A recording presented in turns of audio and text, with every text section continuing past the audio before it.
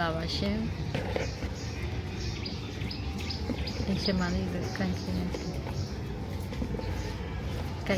ပြီလေဒီမှာဟောဒါပါလေဆိုတော့ရေပူဝဲကြောက်ဟုတ်ပါဘူးကြီးငါအချောက်အဲ့ဒါနဲ့ကန်ခင်းချင်ပြီနဲ့ကြာရင်မြုပ်ပြီးစိမ့်နဲ့ချက်ပဲပေါ့နော်တရေရွက်ပြုတ်တော့ပါမယ်ရှင်စီးတော့ပြီးချပြီလားရှင်ဒါဟိုကထည့်ပေးလိုက်တာပါအတိလေးထည့်ပေးလိုက်တာပါပင်မဲကြောက်ဟိုကကကြီးနဲ့ညှက်တာ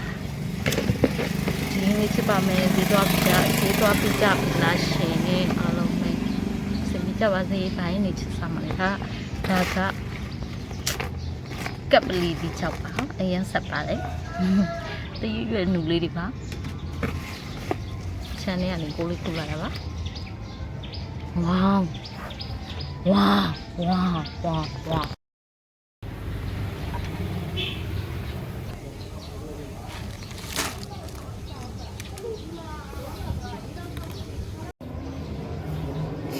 ရီဂျင်းကကိုပြုတ်ရီဂျင်းကဟုတ်ပါဘူးတည့်ရလူတိမှာပေါ့အခုမှစားဘူးမှာဟိုကလက်ဆောင်ပေးလိုက်တာဆိုတော့အဲ့ဟာကိုပြုတ်ပြီးတော့ခန်းချင်သေးနဲ့ငပိချစ်ချက်စားမယ်โอเคဝေါ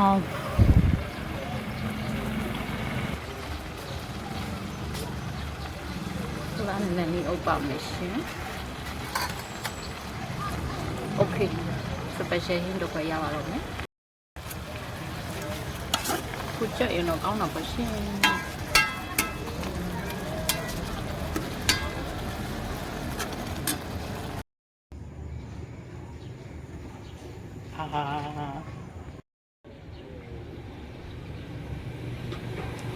တည်ရွက်ပါကတိရွက်ပါ